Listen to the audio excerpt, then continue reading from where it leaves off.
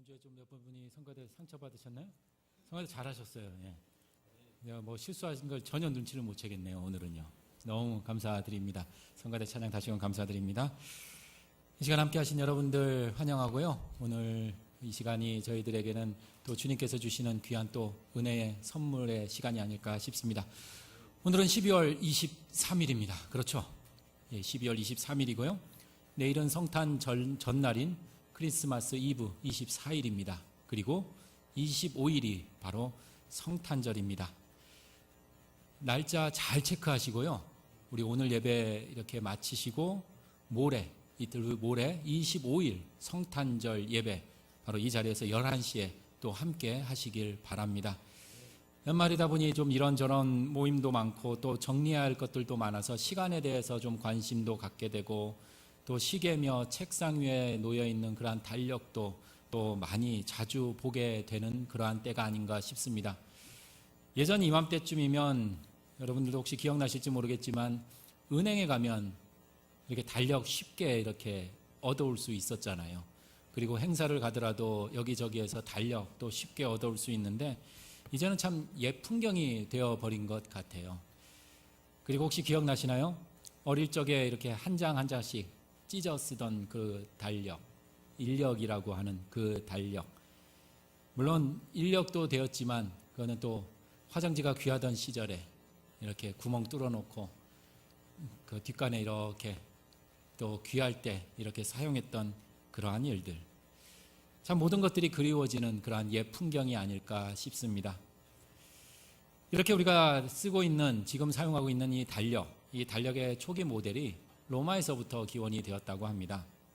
그래서 이 달력에는 옛 로마 황제의 이름과 그 로마의 그 강력한 그 권력의 입김이 지금도 수천 년이 지나도록 이렇게 그대로 남아 있는데요. 그중 우리 한 가지만 한번 살펴보면 혹시 영어로 8월 달이 뭘까요? 이렇게 빨리 나올 줄 몰랐는데요. 막 제뉴얼이 이때부터 셀 줄 알았더니 금방 나오시네. 역시 어거스트 8월 달인데요. 바로 로마 초대 황제인 아우구스투스의 이름입니다. 황제의 이름을 따서 황제가 태어난 날을 기념하며 8월에 그렇게 어거스트라고 황제의 이름을 그렇게 했고, 우리가 잘 알고 있듯이 이제 홀수달 1월달, 3월달, 5월달은 하루가 더 많은 31일입니다. 이에 반해서 짝수달에는 하루가 덜한 그렇게 30일로 이렇게 보내는데 7월달은 31일, 8월달은 이제 홀수달이라서 당연하게 짝수달이어서 당연히 30일이어야 되는데 어때요? 7월달도 31일, 8월도 31일. 이것도 어쩌면 그 황제의 이름, 내 이름을 이렇게 딱 했는데 30일 하루 적으면 자존심 상하잖아요. 황제의 위엄이 떨어지잖아요. 그래서 가장 약한 2월달에서 쏙 가지고 와서 31일로 그렇게 만들 정도로 황제의 위엄과 권위는 대단하였습니다. 이제 이러한 로마의 황제, 대단한 황제, 이 황제 아우구스투스가 우리들의 눈에 한층 더 가까이 다가옵니다. 왜냐하면 바로 우리들이 늘 바라보고 있는 이 성경에 담겨져 있습니다. 오늘 2장 1절에 그 이름이 등장합니다. 가이사 아구스도, 바로 로마 황제, 초대 황제인 아우구스투스입니다. 그는 소위 우리가 잘 알고 있는 팍스 로마의 평화를 이끌었던 장본입니다. 로마라는 나라, 그 나라가 얼마나 강했기에 주변의 나라들, 주님의 주변의 그 민족들이 침입해 오지도 않았고, 그래서 전쟁도 일어나질 않았으니 사람들은 그 시대를, 그 아우구스투스가 지배하던 그 시대를 로마의 평화, 팍스 로마다라고 그렇게 칭송하며 황제를 경배하였습니다. 그리고 이러한 경배의 모습은 그가 죽어서도 신으로 추앙받는 그러한 예배의 대상자가 되기도 한 인물입니다. 바로 성탄의 그 첫 시작은 세상에 이러한 강력한 황제의 그 이름으로, 그 힘으로 시작되는 듯 보여집니다. 세상에서 가장 강하고 위용 있는 그 황제의 이름, 그리고 그 황제의 막강한 그 명령부터 출발합니다. 바로 그 황제의 명령, 호적, 곧 인구 조사하라는 그 명령이 내려집니다. 지금과 달리 이 당시 호적 인구 조사는 당시 군인들을 이렇게 징집하기 위한 수단, 그리고 또 세금을 거둘 목적으로 시행이 되었습니다. 그러기에 징집과 세금을 거둬들일 목적으로 하는 이 인구 조사, 사람들이 그리 탐탁치 않게 여겼을 것입니다. 더욱이 나라 잃은 서름에서 식민 지배를 받는 그 백성들이 지배자인 그 로마 황제의 명령으로 시행되는 이 인구조사, 그리 썩 유쾌하지만은 않았을 것입니다. 그리고 자신들의 본적지로 향해야 된다라는 썩 불편하고 쉽지 않은 그 일, 특히 지금 마리아는 만삭의 몸으로 저 북쪽에 있는 갈릴리 나사렛에서 이 남쪽에 있는 베들레헴까지 걸어서도 한 200여 킬로 되는 그 거리를 가는 것 녹록지 않은 일이 분명합니다. 그런데 어떻겠어요? 여러분들이라면 어떻게 하시겠습니까? 그래도 가야 하잖아요. 내가 일하기 싫다고 해도 그래도 일해야 되고, 내가 무언가 하기 싫어도 해야만 하는 게 우리네 인생살이처럼 가야만 합니다. 싫어도 어쩔 수 없는 노릇입니다. 왜요? 아주 강력한 황제의 명령이기 때문입니다. 내가 살기 위해서는 피식민지의 그러한 서름이 고스란히 그 베들레헴으로 향하는 그 힘없는 발길 속에 그대로 담겨져 있습니다. 힘들고 어려워도 살아야 하는 그러한 민초들의 모습이 보입니다. 마치 혹시 한국전쟁 당시에 아기를 베고 피난을 내려온 부모에 의해서 자신의 고향이 아닌 저 먼 타지 땅에서, 남쪽 땅에서 태어난 전쟁둥이의 그러한 이야기와도 흡사합니다. 그렇게 세상은 힘 있는 이들에 의해서 움직여지는 듯 보여집니다. 약하고 어려운 이들의 처지나 형편은 신경 쓰질 않고 오로지 힘이 있고 강한 그들의 생각과 뜻대로 세상은 그렇게 하염없이 굴러가는 듯 보여집니다. 그런 현실에서 출세하지도 못하고 힘도 없는 그 요셉과 약혼한 마리아는 별 수 없이, 할 수 없이, 어쩔 수 없이 본적지인 그 베들레헴으로 향합니다. 그리고 그 곳에서 아기 예수는 태어납니다. 성탄입니다. 바로 성탄의 첫날입니다. 첫 번째 크리스마스는 그렇게 일어났습니다.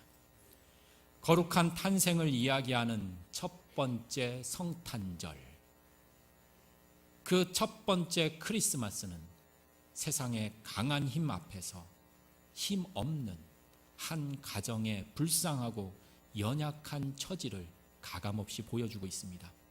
웅장하고 화려한 강한 모습이 아니라 우리가 알고 기대하고 있던 그러한 성탄의 그 모습과는 완전히 다른 풍경이 바로 첫 성탄의 모습입니다. 그리고 성경은 구체적으로 7절에 강보에 싸서 구유에 누인 그 아기를 전하고 있습니다. 그렇게 첫 성탄은 강보에 쌓여 누운, 구유에 누인 그 연약한 아기의 모습으로 오셨습니다. 그리고 성경은 이런 모습에 한 가지를 덧붙입니다. 강보에 쌓여 구유에 누인 그 이유에 대해서 바로 여관에 있을 곳이 없었기 때문이다 라고 밝히고 있습니다. 우리 성탄절 이브 때나 성탄절 때 성극 중에 혹시 이러한 연극 보신 적이 있으실 겁니다. 빈방이 있습니까? 빈방 없습니까? 이러한 성극 말입니다. 극중 배우가 이렇게 외칩니다. 쾅쾅쾅쾅 빈방이 있습니까? 그러면 그 다음 대사가 어떻게 되죠? 없어요. 그것도 어떻게 해요? 연기를 잘하려면 아주 표독스럽게 없어요. 이렇게 가야 되잖아요. 그런 만삭이 된 그 마리아와 요셉, 여기저기 쾅쾅쾅 빈방이 있어요? 없어요. 쾅쾅쾅 빈방이 있어요? 없어요. 그렇게 빈방이 있습니까? 물으면 없습니다 라는 표독스럽고 매몰찬 그러한 여관 주인의 음성이 들립니다. 그렇게 7절에 여관을 구하지 못하는 것으로 문을 꼭꼭 잠가버리는 그러한 여관집 주인의 매정함을 부각시키기도 하고, 만삭의 여인을 맞이할 줄 모르는 그러한 비정함을 보여주는 장면을 연상하게 됩니다. 하지만 우리가 성경을 유심히 한번 살펴보도록 하겠습니다. 오늘 성경 말씀에 여관 주인이 등장하나요? 여관 주인도 등장하지 않고요. 혹 우리가 생각했던 그 여관 주인의 성품이 어떠한지에 대한 언급도 전혀 있지를 않습니다. 그런데 우리가 소위 성극에서 가미된 그러한 상상력이 마치 성경의 말씀으로 둔갑되어 버리는 경우들을 종종 보게 됩니다.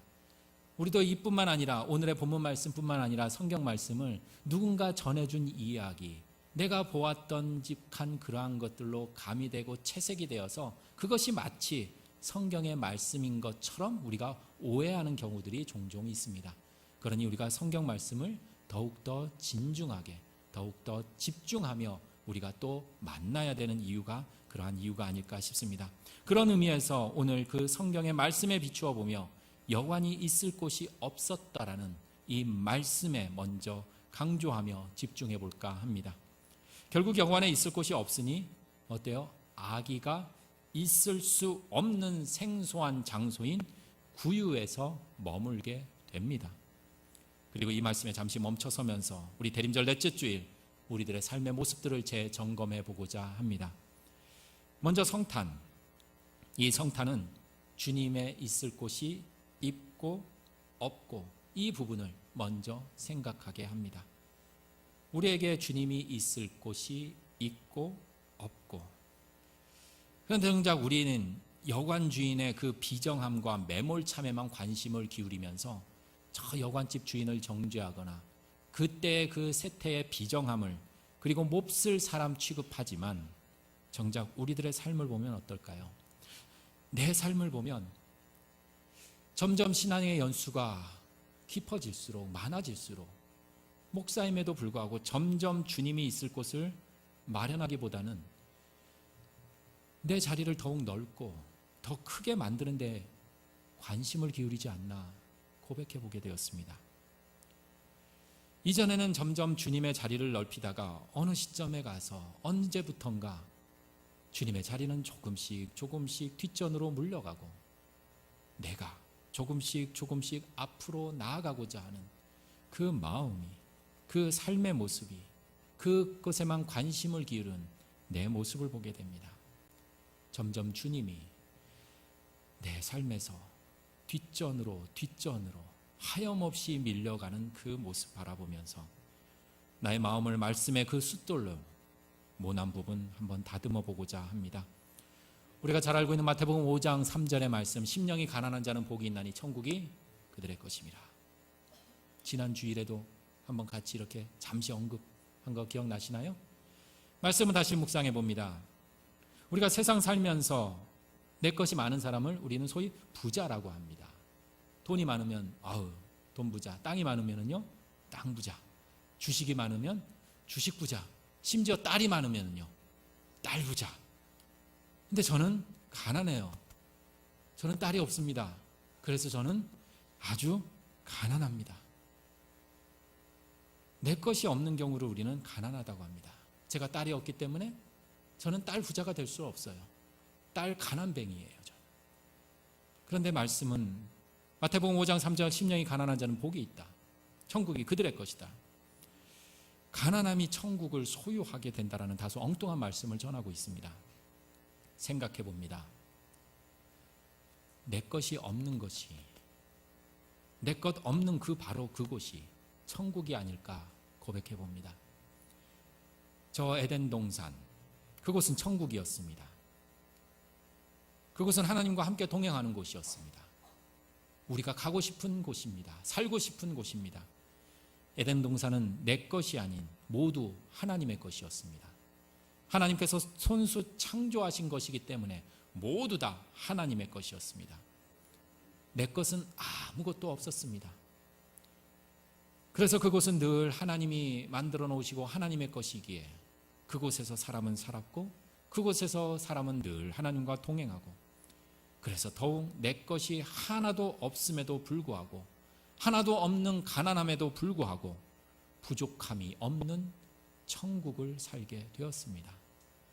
그러던 어느 날 선과 악을 알게 하는 그 나무의 열매를 취하고자 할 때, 내 것으로 만들고자 할 때 그 천국은 더 이상 천국이 될 수 없었습니다. 마음이 가난할 때 하나님을 찾게 됩니다. 하지만 반대로 마음이 부풀어 오를 때, 내 것으로 꽉 차 있을 때 우리는 하나님을 결코 맞이할 수 없습니다. 내 안에 내가 가득 차고 내가 많아지고 너무 많은 것 쌓아두고 있어서, 그래서 내가 주인 되어서 우리 예수님이 있을 곳이 없는 것은 아닐까 생각해 봅니다. 그러면 이런 이야기 함께 나눠볼까 합니다. 신입사원 면접을 하는데 이런 문제가 나왔다라고 해요. 이 신입사원은 이제 남성을 뽑는 신입사원 자리라서 좀 오해 없고 이 물음에 한번 생각해 보시기 바랍니다. 물음은 이렇습니다. 당신이 차를 타고 가고 있는데 시골 한적한 버스 정거장을 이렇게 지나가는데 거기에 세 사람이 서 있습니다. 한 사람은 이제 금방 병원으로 옮기지 않으면 아주 위급한 그러한 할머니가 있습니다. 그리고 두 번째 사람은 전에 당신이 죽음의 위기에 있을 때 당신을 살려준 생명의 은인인 당신을 치료해준 의사 선생님입니다. 그리고 마지막 세 번째는 당신이 그토록 꿈에 그리고 만나고 싶어 했던 당신의 이상형인 여인입니다. 자, 여러분들은 이 세 사람 중 누구를 여러분 차에 태우시겠습니까? 뭐 다 태우실 분도 계실 듯이 분데 첫 번째요, 할머니요. 우리 옆에 계신 여권사님 놔두시고요. 할머니 태우시게요.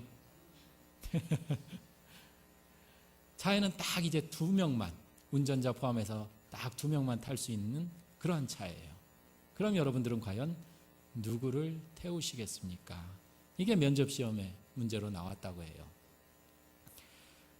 수용료의 경쟁자를 물리치고 합격한 사람의 대답은 이랬다고 합니다. 저는 차에서 내려서 자동차 키를 의사 선생님에게 드리겠습니다. 그리고 그 차에 할머니를 태우고 병원으로 가시도록 하겠습니다. 그리고 저는 차에서 내려서 꿈에도 그리워했던, 만나고 싶어했던 그 이상형의 여인과 함께 버스를 기다리겠습니다. 버스 기다리면서 작업하겠다는 거잖아요. 자기가 타고 있던 그 자동차에서 내렸으니 새로운 세계가 열렸다는 것입니다. 자신이 타고 있던 차를 비워내니 그 어려움과 고민이, 문제가 해결이 되었다는 이야기입니다. 그런 여러분들에게 지금 강하게 외치겠습니다. 여러분, 마음 비우십시오. 왜 아멘이 안 나오죠? 그러면은요, 욕심 버리세요. 아까보다 좀 낫네요. 자신의 것을 모두 다 포기하고 가난한 자가 되시길 바랍니다. 진짜로 아멘 하신 거 맞아요? 아멘이 여기까지 나오다가 쑥쑥 들어가시나요? 이러한 이야기를 많이 듣고 이러한 이야기가 어떠한 뜻인지를 우리는 참 잘 알지만 어떠신가요? 실상은 어렵습니다. 너무 힘든 것이 사실입니다. 목회자의 삶을 살면서도 다 버려라? 쉽게 대답하기 어렵습니다. 우리들의 삶에 주님이 있을 곳 비워두기 위해서 내 것 버리고 포기하라는 말, 그리 쉽지 않고 너무나 어렵고 힘들다는 것, 그것이 솔직한 고백입니다. 그래서 너무 힘들고 어려워서 이런 생각 해보곤 합니다. 신앙생활 아무나 하는 거 아니구나. 내 처지에 이건 도저히 할 수 없다. 내가 가진 거 다 포기하라고? 참 불쾌하다. 거북스럽다. 뭐 이래. 내 처지에 할 수 없는 일이니까 그런 이야기는 듣지 말아야지. 그래서 점점 믿음도 없어지고, 마치 오늘 본문의 말씀처럼 주님 모실 그 빈방을 장만할 수 없을 때, 나는 여전히 할 수 없다라고 내 자신에게 외칠 때, 속삭일 그때 우리 예수님도 덩달아 살포시 우리들의 자리를 피하지 않으십니다.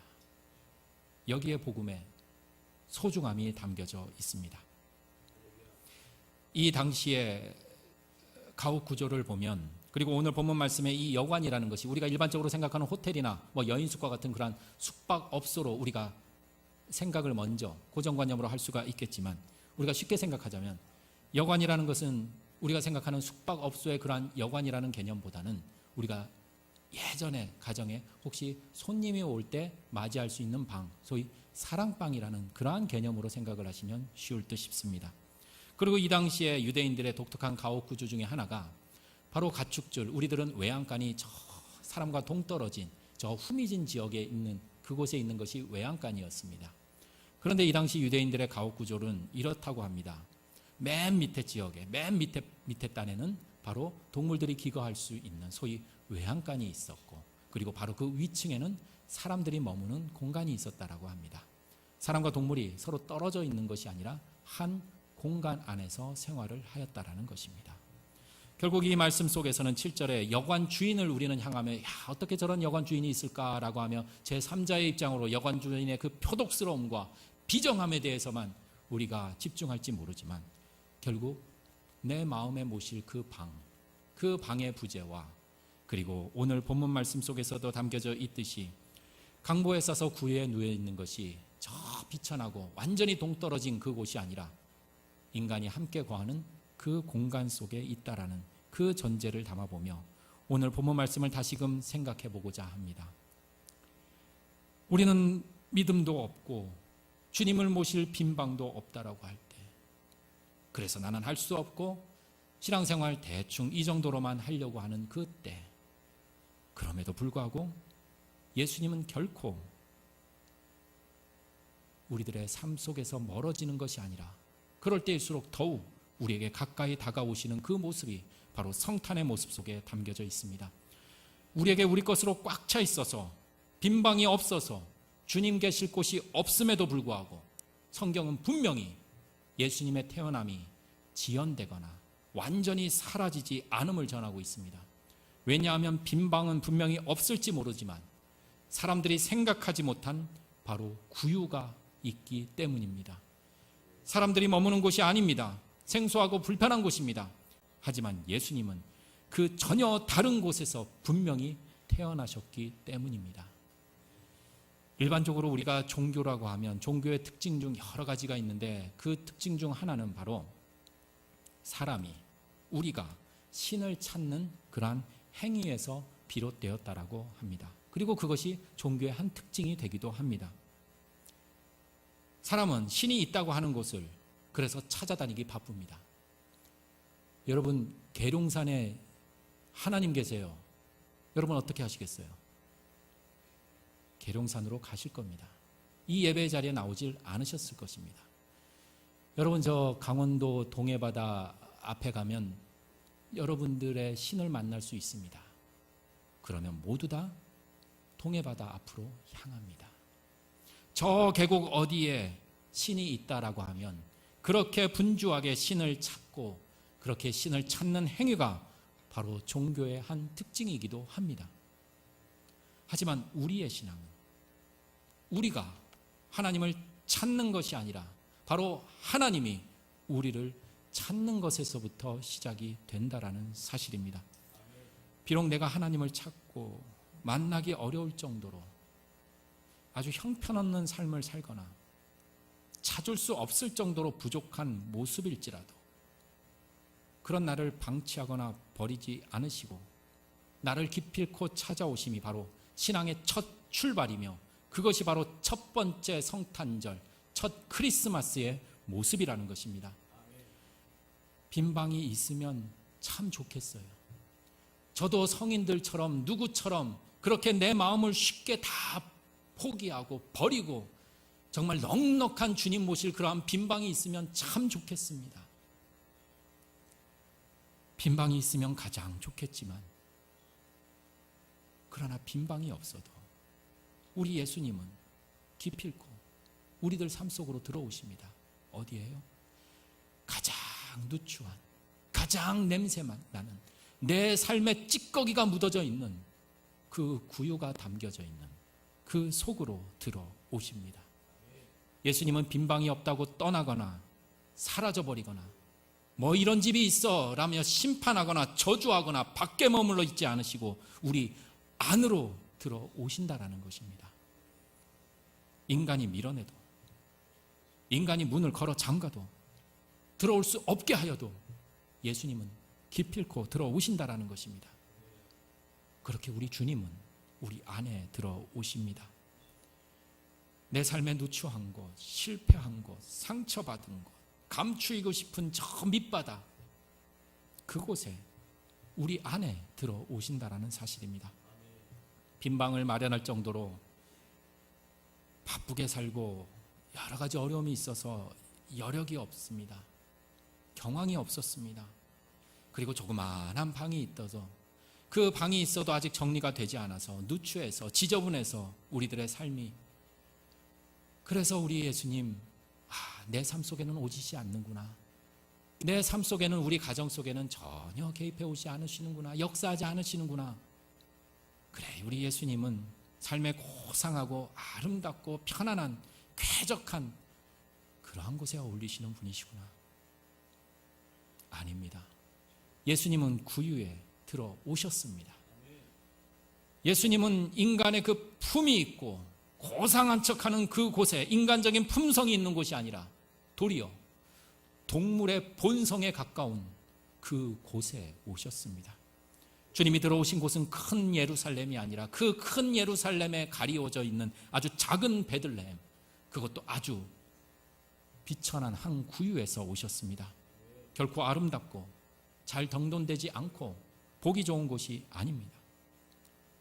더럽고 정리되지 않은 곳, 따뜻하고 다정스러운 곳이 아니라 차갑고 섬뜩하기까지 한 바로 그 곳에 오셨습니다.